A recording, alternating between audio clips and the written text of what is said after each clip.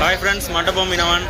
நம்ம போட்டில் என்ன என்னென்னு பார்த்தீங்கன்னா, கரையை வந்து ஐஸ் போட்டுருக்கோம். கிட்டத்தட்ட ஒரு 300 பிளாக்கிட்ட ஐஸ் போடுறோம். எப்படி போடுறோம்னு பாருங்கள். மங்களூரில் பார்த்தீங்கன்னா ஒரு மாதிரி டிஃப்ரெண்ட்டாக போடுவாங்க.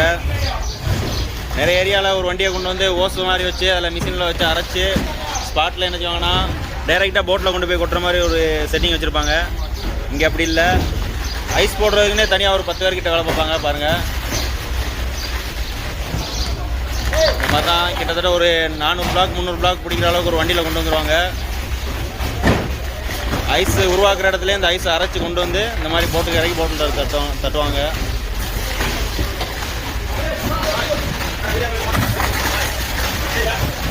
வரேன்